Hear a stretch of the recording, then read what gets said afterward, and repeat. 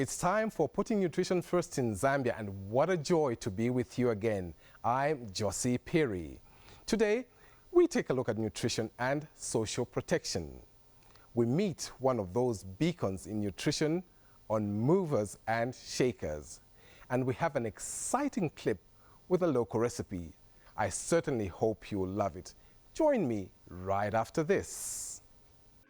During an event on global nutrition in Washington, Akinwumi Adesina, president of the African Development Bank, said, "The greatest contributor to economic growth is not physical infrastructure, but brain power or grey matter."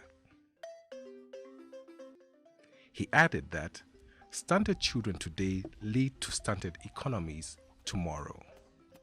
This sums up the reason why perceptive leaders should place nutrition at the very core of national development. To steer the country clear of economic damage, the National Food and Nutrition Commission took to arms and joined the rank and file of the global movement Scaling Up Nutrition, or SUN, primarily set up by world bodies to wipe out stunting globally.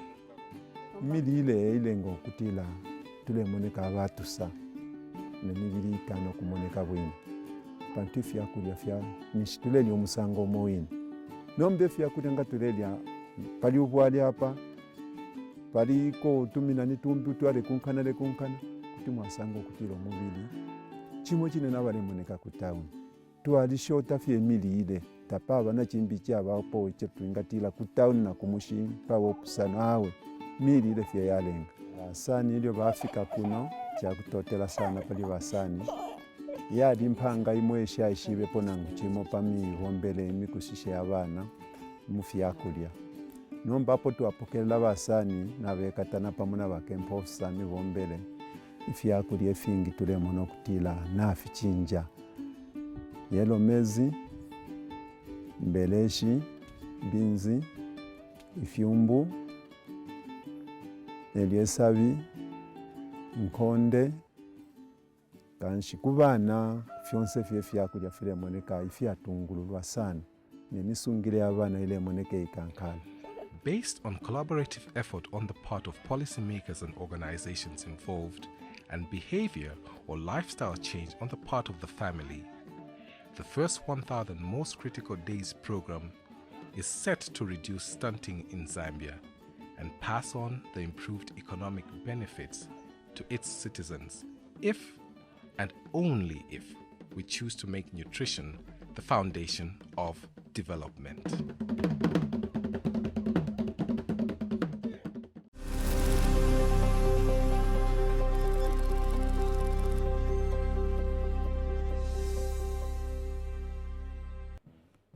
Welcome back. Joining me in the studio right now is my guest from the Ministry of Community Development and Social Services. This is the Acting Permanent Secretary, Mr. Edmond Mwakalombe. He is here to talk about nutrition and social protection. Mr. Mwakalombe, thank you very much for joining us, and welcome to the show. Thank you. Maybe to start with, could you please give us, for the appreciation of our viewers, the structure of the Ministry of Community Development and Social Services? Okay, thank you so much. Maybe let me start by just giving a brief introduction about the Ministry of Community Development. This is the ministry that was created basically to provide the basic social protection to the poor and vulnerable in our society. And when it comes to the structure, our structure goes from national level up to what you would call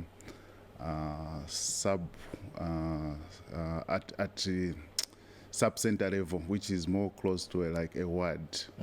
So we have two main departments, which is the Department of Social Welfare and the Department of Community Development.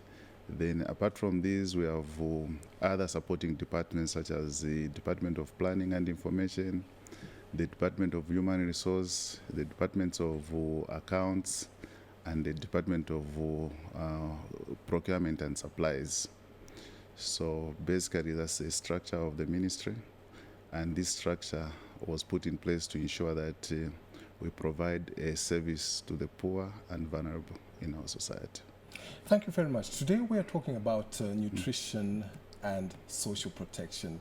Maybe before we go, ease us into what social protection is. Okay. Social protection, these are policies, strategies, programs that are aimed at mitigating or helping people that are at risk or vulnerable people in our society.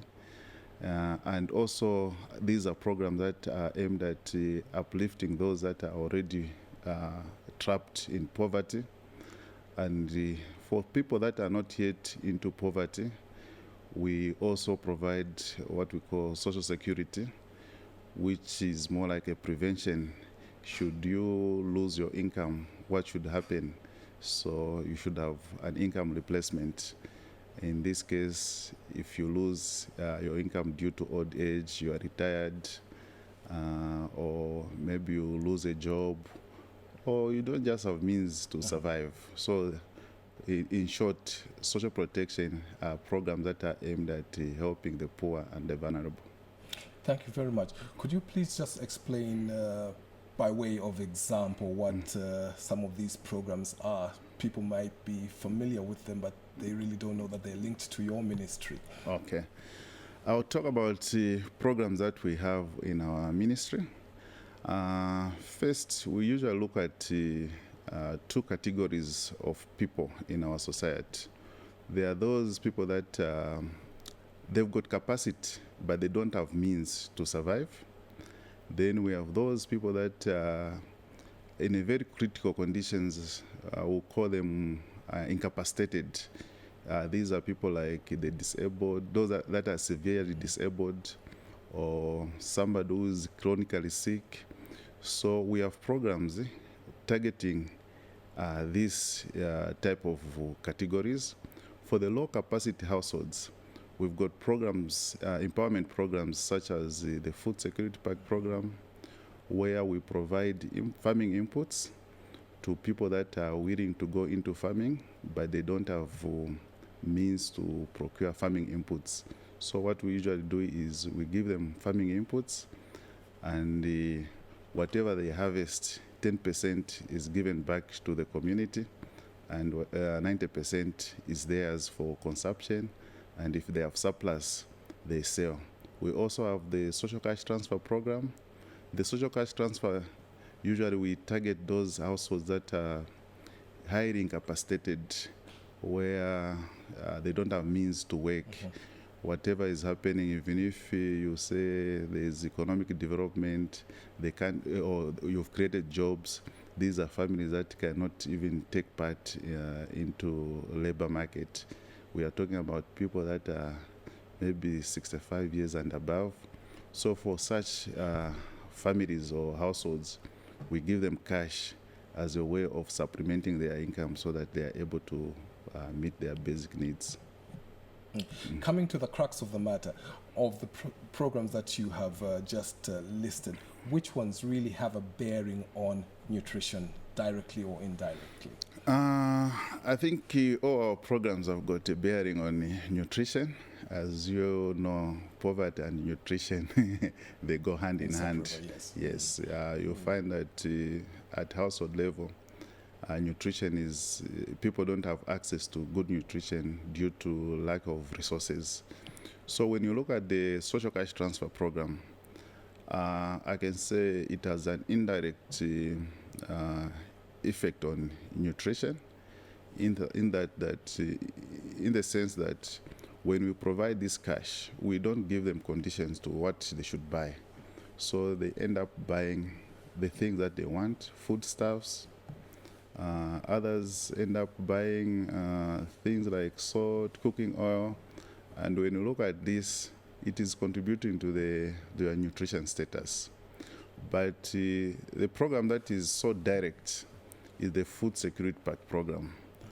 Under this program, like I had said much earlier, that we provide a farming pack, right, where we have inputs, such as seed, legume. Sometimes we put beans, soya beans. Then we have maize. We also, in the park, there's also legume. So you find that we've got cereal, legume, and tuber or roots such as the cassava cuttings. Then we also add the fertilizer, 2 for top dressing and 2 for decompound. So it's basically agricultural based, isn't it? It is agriculture based, but the aim is to improve food security at household level. Yes. But then when we look at agriculture, somebody would think, okay, it takes a little bit long, perhaps several months for the crop to grow and to be harvested. What will we be eating in between? That's a very good question. What we do also under the same program is we try to encourage what we call alternative livelihood, where we encourage them to purchase livestock, small livestock. In certain cases, we provide these livestock. We give them chickens, goats. Apart from that, we also encourage backyard gardening, where they can at least grow vegetables which they can use for consumption during the time or during lean times.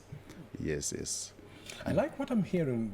I'd like to ask you, how widespread are these programs in the country and how well are they being received?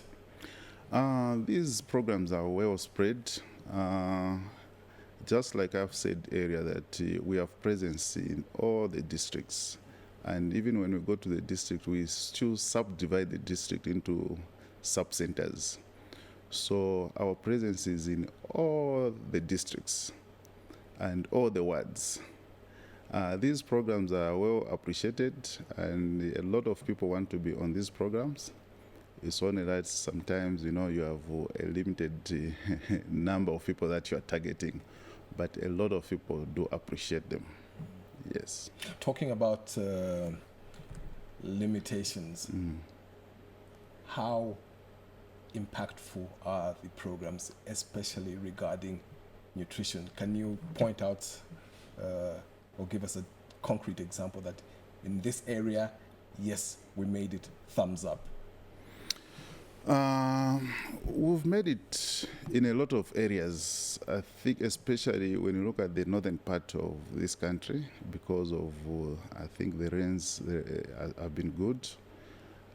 Southern province was doing well, but of late, I think we've been hit by the drought that has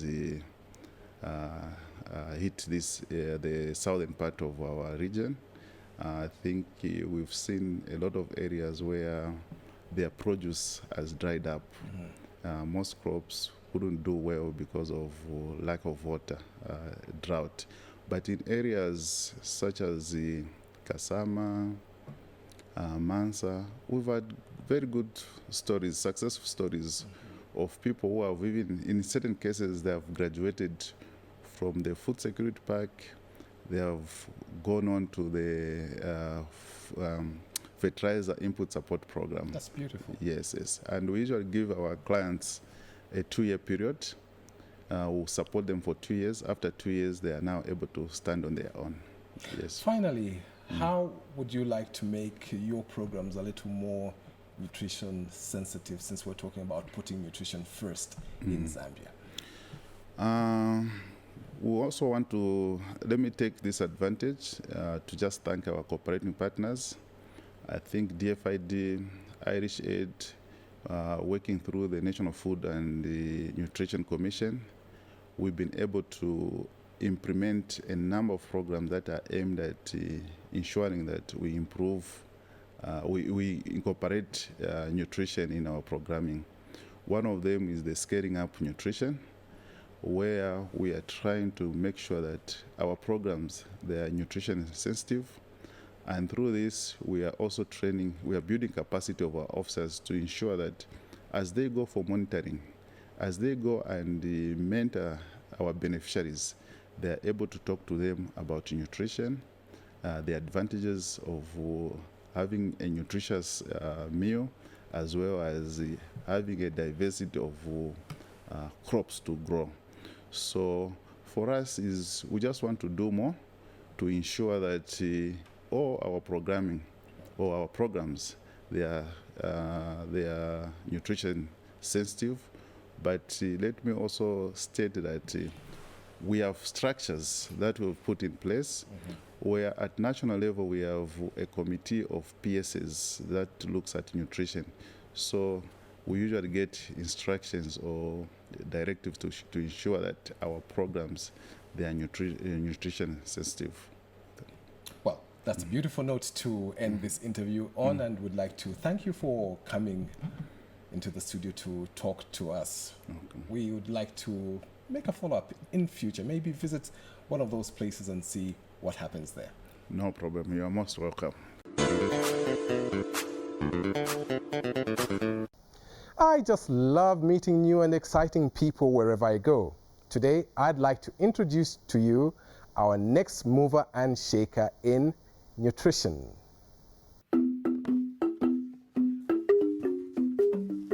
Marjorie Akapelwa, a married mother of 6 from Matondo Mwange village in Mongu, pounds rice for the next family meal. Marjorie and her husband are farmers. They have worked the land since 2002, growing maize, millet, sweet potatoes, and vegetables. They rear ducks, chickens, and pigs. But Marjorie's pride and mainstay is the 12 varieties of rice she grows. Mwa rice yeye lulima kona folkenisa bana balikolo banana baba 6 baferize likolo baba lalu baba babiri baba lalu ba pe basake na skolo kona kuli nibona kuli unabasali ayo balwaitisa mwanjimo lukona kufumana ze ende ahulu kakuli mwanjimo mo kona molufumana ze chiwa kona molufumana ze lulekisa kona molukensa ni banana skolo. This is where it all begins, long before cock crow. Kukalelana kwani kufita kwale ko mbona mbonyi kwa kafera ki 3 hectares. Mimo mwa 3 hectares kaku yakabanjimo mwa balubonselize. Nolutana kutwanga 180. Kono saba kensa kuli ngohola no kunani nanga nolushikaza mahande ngwa nolufumani 80 bags. Chwe munomwa mukubona lera ukakutula handi saba kensa kuli pula ikalile kunela handi. Omwa mifuta ye 12. Kuna ni mfuta omumwela kuli kikoshishikali yabaleka bona majapanese wile kisanga kwa embassy. Niyo na rice yekiende auluka kuli 1 kg ki set kwacha mika 10 kg ki 300. Niyo na kafela isalumbwe shefeza kwa bupilo waluna. Twa 4 mamifuta ye 12 ya rice. Kuna ni rice ya levizwa Angola 7.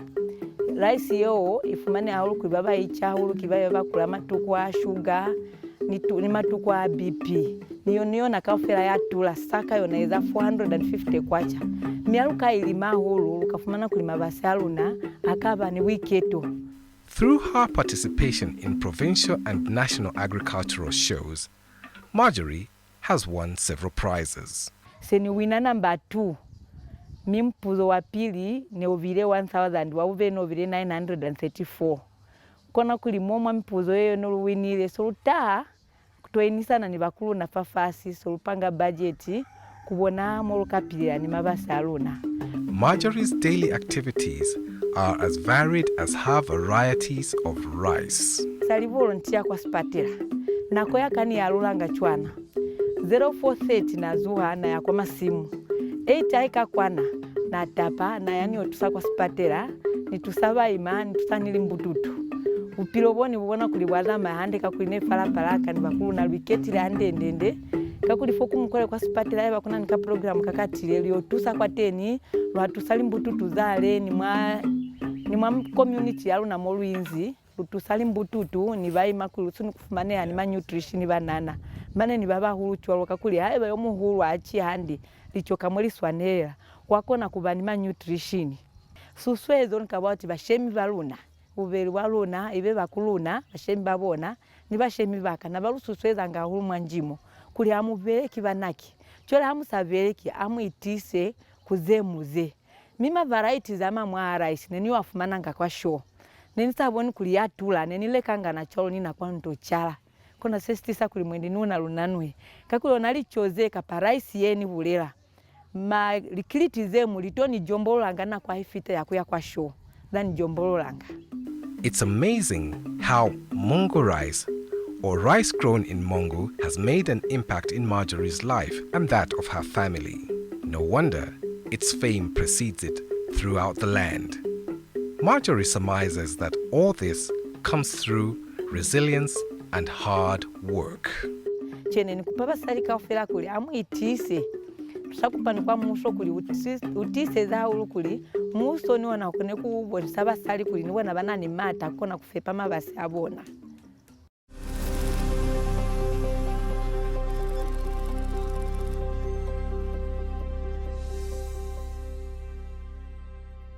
In case you thought I forgot, we still have time to sneak in a local recipe, and that's coming up next.